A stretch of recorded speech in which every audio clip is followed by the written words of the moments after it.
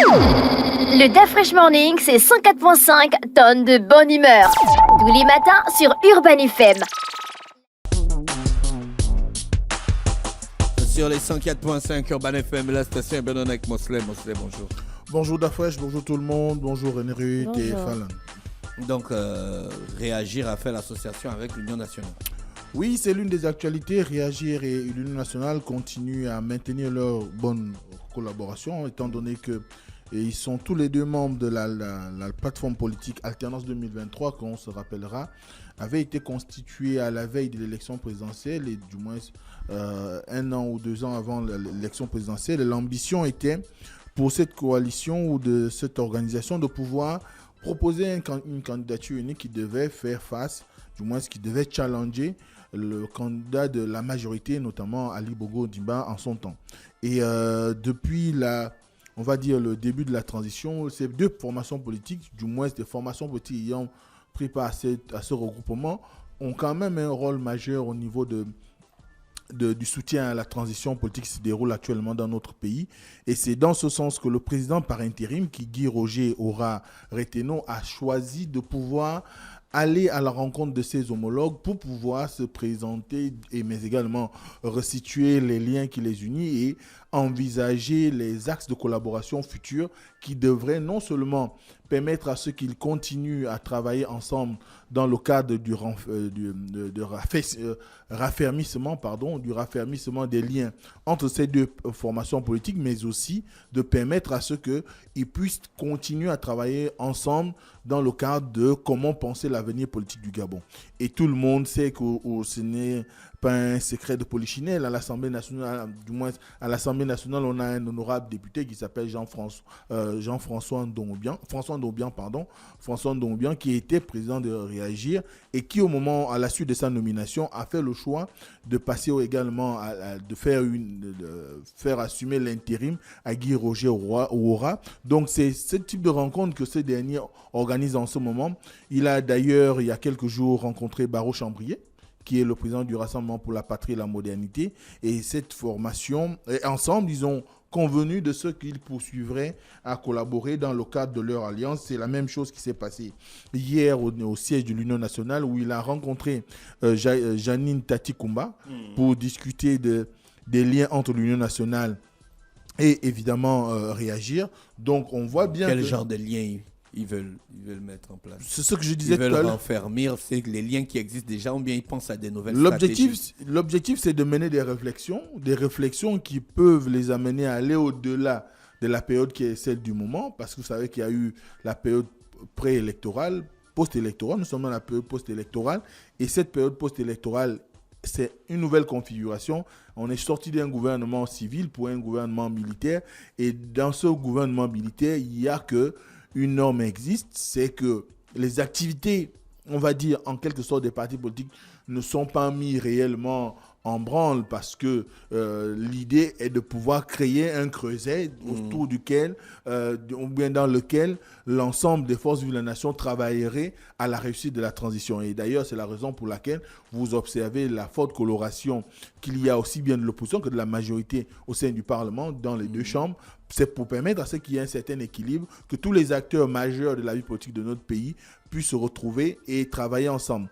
Mais il n'empêche pas que ceux qui avaient déjà eu une certaine avancée en termes de collaboration continuent à travailler ensemble, ou même de façon indépendante. Par exemple, on a vu la dernière réunion des cadres du Parti démocratique gabonais, où l'intérim, du moins le secrétaire général par intérim, a choisi de rencontrer un certain nombre de membres des instances de direction du parti, en l'occurrence le comité consultatif des sages, mais également le secrétaire, le comité permanent, et c'est ce type d'activité qui continue, et chacun, en ce qui le concerne, travaille à ce qu'on puisse non seulement se mettre réellement à la disposition du CTRI pour pouvoir conduire à bien ou mener à bien la période de la transition, mais surtout aussi préparer la période qui vient. Et cette période qui vient, on a déjà plus ou moins l'ébauche de ce qui va se passer à la suite de la communication qui a été faite à travers le communiqué 026,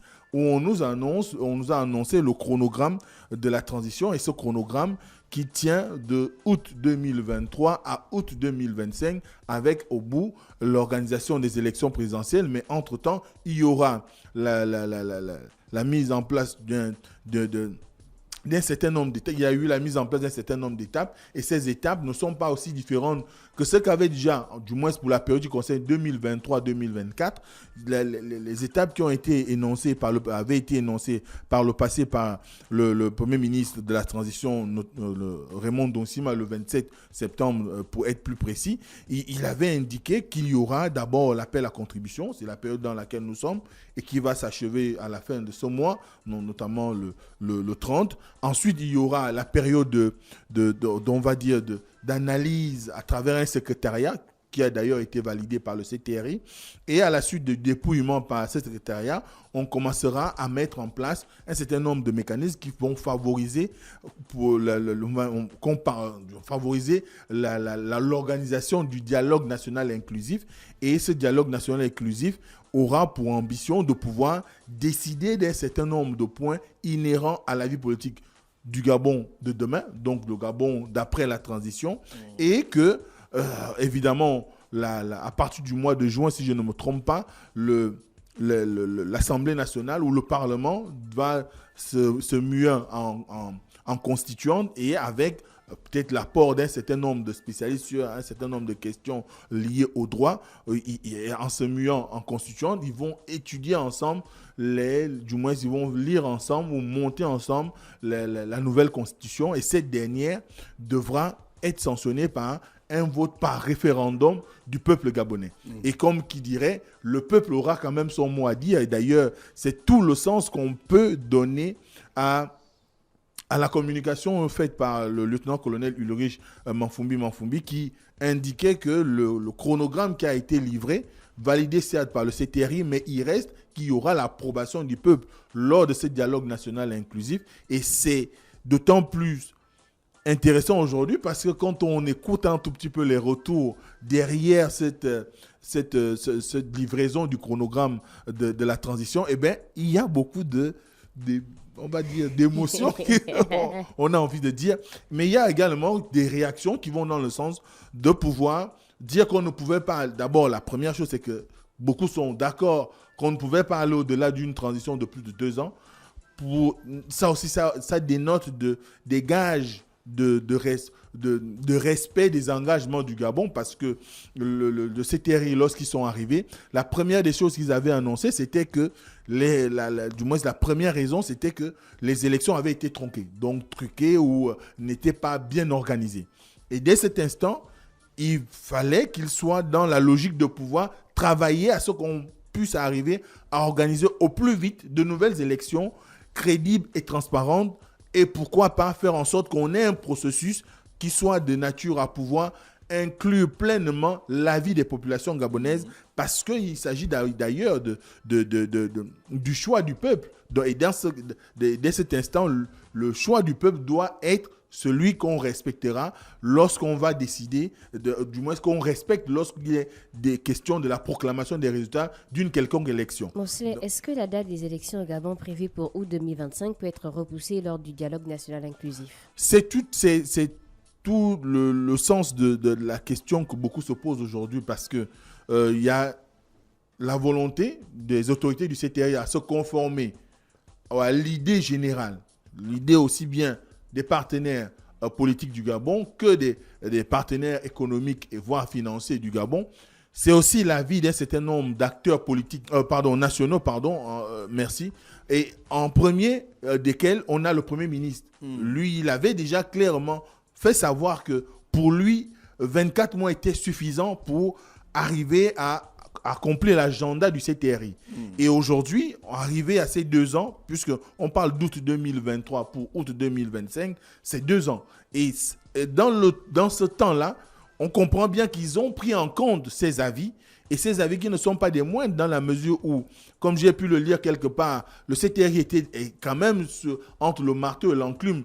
D'un côté, il y a la volonté des partenaires du Gabon à pousser le CTRI à aller un peu plus vite dans son élan de restauration des institutions, mais derrière aussi, il y a la population gabonaise qui estime qu'un retour sur 2 ans du pouvoir au civil, ce sera vu comme un échec pour un grand nombre de Gabonais, parce que beaucoup de Gabonais estiment aujourd'hui que le général Oligui et sa suite devraient beaucoup plus tabler sur une durée un peu plus longue. Et je crois que c'est en analysant les attentes des populations, mais surtout aussi en comprenant qu'il y a aujourd'hui une volonté manifeste dans la population de ceux qui pensent qu'il est nécessaire aujourd'hui de profondément réformer notre pays et de permettre à ceux qu'il y ait une chance qu'on rétablisse la dignité de l'État ou la souveraineté de l'État gabonais, mais qu'on rende également, comme eux-mêmes ils le disent, la dignité aux Gabonais.